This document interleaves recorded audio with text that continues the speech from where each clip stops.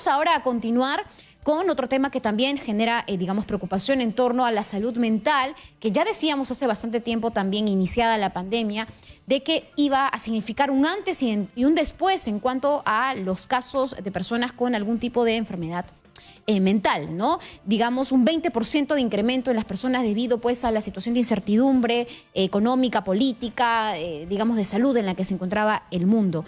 Y incluso hay también cifras que nos relatan de que ya hay cuadros de estrés moderado y severo, según el Instituto Nacional de Salud Mental del Ministerio de Salud. Habla del 52.2% de peruanos que sufren en Lima de este estrés moderado a severo, lo cual podría generar un trastorno mental y desarrollar cuadros de ansiedad, depresión, que es justamente los temas que vamos a hablar en los próximos minutos con nuestro siguiente invitado, el psicólogo Julio César Serna, representante del Colegio de Psicólogos de Lima y Callao. Bienvenido a Exitosa Sábado. Buenas tardes, Cari. Un gusto estar en tu programa. Buenas tardes, muchas gracias. Coméntenos, por favor, en términos generales, primero, el cambio que ha generado esta pandemia en torno a la salud mental, ¿no? Donde hay mucha incertidumbre y preocupaciones de términos laborales, económicos en los peruanos. ¿Qué análisis o qué reflexión nos podría dar de ello, por favor?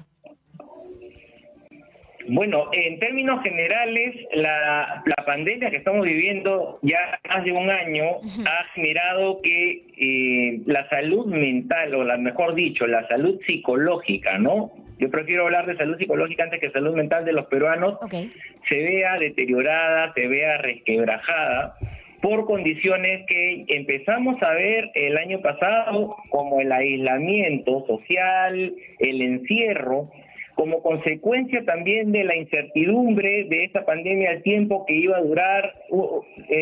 Igualmente, las desapariciones, las muertes de familiares, de amigos cercanos, de gente conocida. Hay un duelo no elaborado en las familias, en el país. Luego viene esta crisis política de fines del año pasado, de noviembre, cuando hemos tenido hasta 3 presidentes durante 8 días.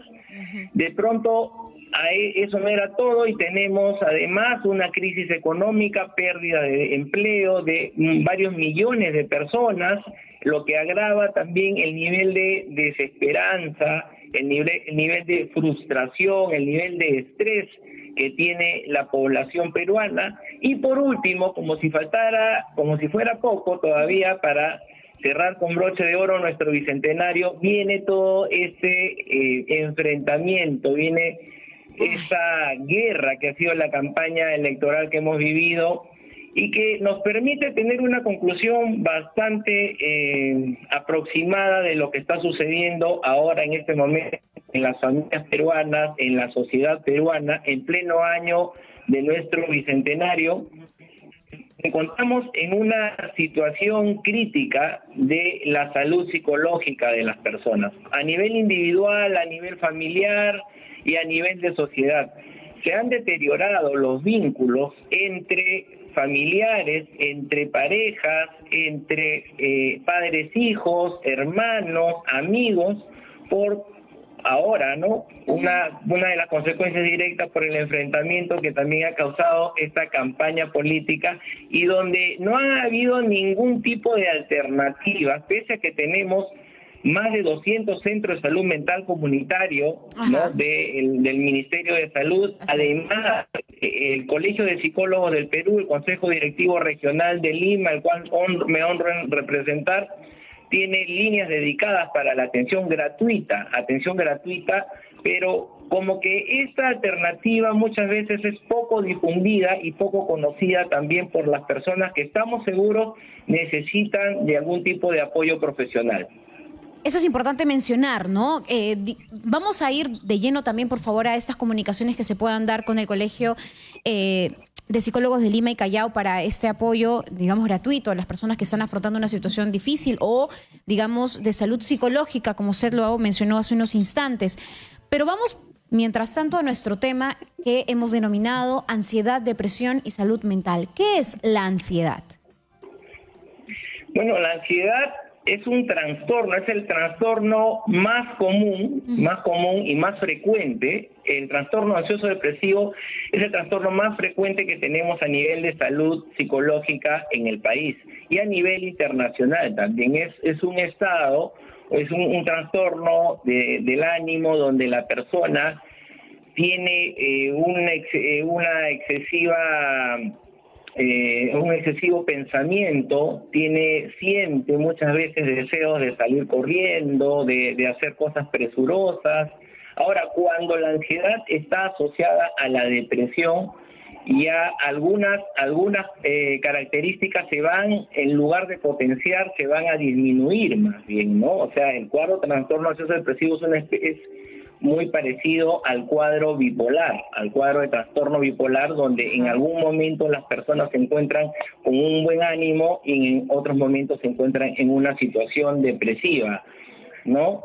Entonces, este cuadro de este trastorno de ansiedad genera pues que muchas veces las personas tengan deseos que no pueden manejar, sensaciones que incomodan su comportamiento cotidiano y que obviamente al ser un trastorno hace que el individuo a nivel personal, a nivel familiar, a nivel laboral, no tenga un desempeño, una performance del 100% porque se encuentra disminuida, ¿no? Muy bien.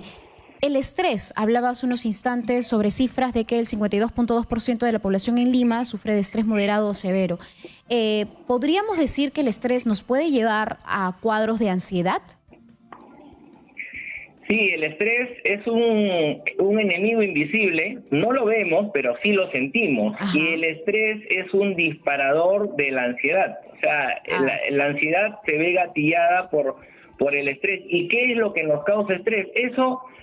Ahí hay diferencias individuales. Lo que me puede causar estrés a mí, probablemente a otra persona no le cause estrés y viceversa. Pero también no todas las personas tienen la misma capacidad de afrontamiento al estrés, la misma capacidad de soportar el estrés, y algunas tal vez no hayan desarrollado una fortaleza psicológica ni tampoco factores, digamos, que le hagan frente a los factores de riesgo, factores protectores le llamamos, no hayan desarrollado esos factores protectores a nivel suficiente como para poder afrontar exitosamente el estrés. El estrés muchas veces, una vez que se inocula en la persona, hace que se alteren sus comportamientos, que obviamente no tenga un desempeño adecuado a nivel laboral, como persona, a nivel familiar, pero también el estrés puede llegar a situaciones más delicadas, como por ejemplo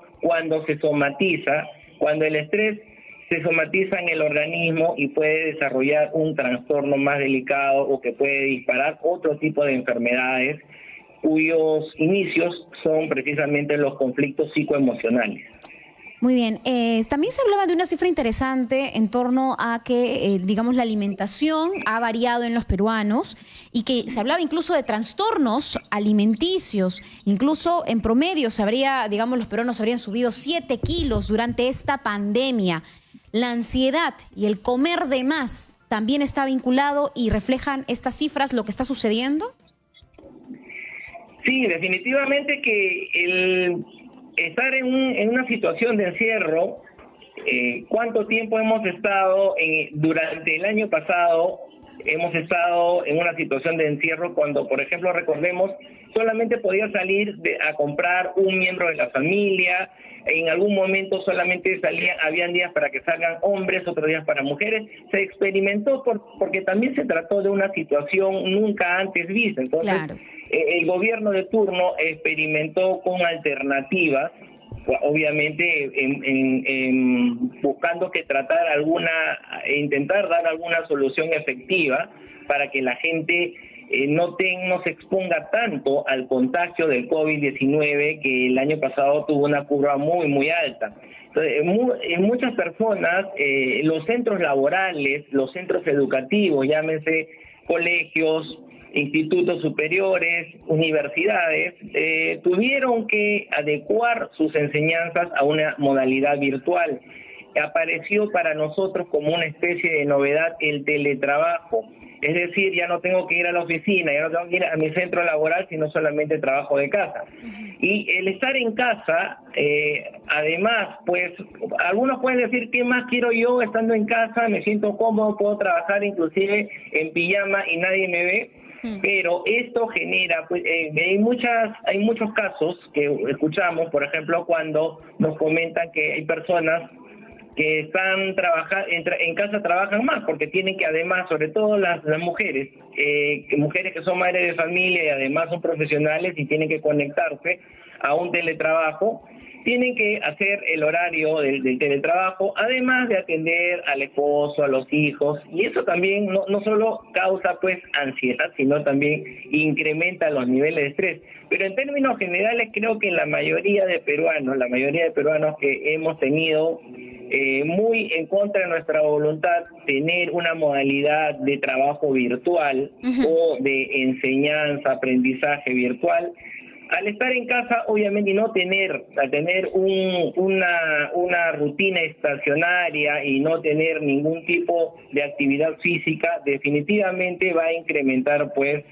nuestro peso, porque además esa sensación de encierro nos va a generar una ansiedad que lo que va a hacer es provocarnos comer algo, y en casa tenemos de todo, ¿no? No, sí, y es importante también recalcar que justamente uno de los temas que conversábamos aquí con bastante frecuencia era que para poder enfrentar esta situación de desarrollar actividades en casa, ¿no?, con los hijos, con la familia, implicaba mucho la disciplina y el orden, el derivar las funciones en el que todos, digamos, hagan algo para poder justamente ir en paz, convivir en paz las 24 horas del día que la pandemia los ha colocado bajo el mismo techo. Ahora, quiero precisar también, digamos, cuáles son estos síntomas que nosotros deberíamos tener muy presente para poder quizás ver si mi familiar está en una situación en la que requiere de ayuda profesional. Puntualmente, ¿cuáles serían, por favor? Bueno, a nivel de varios indicadores, por ejemplo, a nivel individual, cuando las personas pues tienen una sensación de querer salir corriendo de casa, tienen esa sensación de una especie de crisis de ansiedad, ¿no? Que no pueden estar tranquilas, tienen dificultades para dormir. Además, no se relacionan bien entre los familiares, empiezan a surgir conflictos, empiezan a surgir discusiones, no hay una disciplina familiar, las personas se alteran, hay intolerancia, no hay esa capacidad de escuchar o esa capacidad, todo les parece aburrido, no hay ganas de trabajar, de estudiar. Yo creo que cuando estamos hablando de estos indicadores es necesario pensar en ayuda, ¿no? Y ahí aparece en pantalla algunos números telefónicos del Consejo Directivo Regional Lima y Callao, del Colegio de Psicólogos del Perú, donde estamos atendiendo de manera gratuita a todas las personas que necesiten ayuda profesional, que necesiten ayuda psicológica, para que su salud no se vea resquebrajada mientras dure esta pandemia, que creo que todavía tenemos para un tiempo más. A ver, voy a leer los números para justamente comunicarse con el Colegio de Psicólogos del Perú y hacer una consulta vía telefónica sobre la situación que usted está afrontando y que quizás no está manejando adecuadamente y por ello requiere de la guía de un profesional en salud. Para números de teléfonos para hacer una llamada telefónica al 927-391-242, 927-391-242 o también al 927-386-367. Repito, 927-386-367. También puede hacer la comunicación o la consulta vía WhatsApp, enviando un mensaje al 918-731-580. 918-731-580. Como usted lo decía hace unos instantes, señor Julio César, los números están, ¿no? Pero quizás las personas que necesitan el apoyo psicológico no lo tienen muy presente. Permítame, por favor, abrir las líneas telefónicas para recibir las consultas del público, para ver si es que, digamos, podemos atender alguna de estas preguntas por esta plataforma. Al 251-9422 o al 467-4499 se encuentra en la línea telefónica el psicólogo Julio César Serna, representante del Colegio de Psicólogos de Lima y Callao. Estamos hablando de la ansiedad, depresión y salud mental. Mientras ingresan las llamadas telefónicas, una de las cosas que se dice con bastante énfasis es que la familia es, digamos, un apoyo fundamental para afrontar un trastorno mental o una situación de salud. Sí, la familia creo que es el principal soporte para afrontar cualquier dificultad, no solamente de salud, sino también psicológica, emocional, ¿no? O sea, la familia se convierte pues en el primer espacio de defensa que tiene el individuo para afrontar cualquier tipo de dificultad, de cualquier tipo de vicisitud que pueda presentarse. Recordemos pues que no solo es el primer espacio de socialización, sino también es lo que nos genera en casi todos los casos un alto nivel de motivación, ¿no? Qué mejor que pensar, vivir en nuestra familia, trabajar por nuestra familia, estudiar por nuestra familia, para que estas dificultades obviamente puedan ser más manejables. Pero ¿qué sucede? ¿Qué sucede cuando la familia no está funcionando adecuadamente como un sistema? Porque cada uno de nosotros cumplimos un rol en la familia. Ahí es cuando la familia necesita algún tipo de apoyo, de ayuda, y necesita una intervención a nivel familiar, ¿no? Muy bien, perfecto. Vamos a recibir la primera consulta. Buenas tardes. Su nombre y su pregunta, por favor. Hola, buenas tardes. Hola, tu consulta. Sí, más que todo al doctor. Buenas tardes, doctor. Quería preguntarle más que todo qué síntomas son los más notorios, ¿no? Cuando tienes estrés, de repente, por ejemplo, trabajas un mes completo, de repente como tienes pedidos, trabajas diariamente, de repente de 12 o más, 12, 13 horas diarias, y con eso, ¿cómo combatirlo? De repente, porque uno no se da cuenta, a veces que es estrés, de repente te enfermas, o de repente ya tu cuerpo te pide te exige algunas cosas, ¿no? Y doctor, ¿cómo puede combatirlo en casa, con las cosas que tenemos como que lo más urgente, ¿no, doctor? Muchas gracias por la respuesta. Gracias. Por favor. Ok, gracias por la consulta. Hay síntomas básicos, ¿no? Por ejemplo, la dificultad para conciliar el sueño, o cuando uno duerme y no siente que ha descansado, hay una fatiga crónica que se va haciendo recurrente, muchas veces se incrementa el apetito. Igual no hay un sentimiento de satisfacción con lo que uno hace, con lo que uno emprende. Uno trabaja por necesidad. Además de esto, hay muchas veces pues a nivel también interpersonal, ¿no? Las relaciones interpersonales, de un momento a otro una persona que habitualmente no es explosiva explota con el resto porque está conteniendo ese estrés, porque está conteniendo esos problemas. No hay, ahora más aún cuando hemos estado en épocas donde han estado cerrados pues los espectáculos, los lugares de diversión, de distracción, de entretenimiento y ocio, ya no había qué hacer, o sea, había que salir a caminar por el parque, ni siquiera se podía ir a la playa, ahora ya se puede ir. O sea, yo creo que más de un año que estamos en una situación de una pandemia donde además es importante también no solo las condiciones ambientales, ojo, de encierro, sino algo muy importante que a veces se nos pasa por la vista muy rápidamente: las personas, los amigos, familiares, las personas cercanas a nuestro entorno que hemos visto partir, que han fallecido a consecuencia de esta pandemia, genera estados de melancolía, genera estados porque uno no se pudo despedir, porque uno no lo pudo ver en sus últimas horas, genera un estado de angustia, de dolor y sufrimiento que muchas personas no pueden soportar, y lo único que hacen es reprimir. Y cuando se mezcla esto con las condiciones, los factores estresantes, los factores de riesgo, se tiene pues una enfermedad o un trastorno que va a aparecer de un momento a otro, ¿no? Ahora, nuestro oyente nos preguntaba sobre qué acciones inmediatas hacer para poder justamente evitar el progreso de estos sentimientos o de estos contextos de estrés.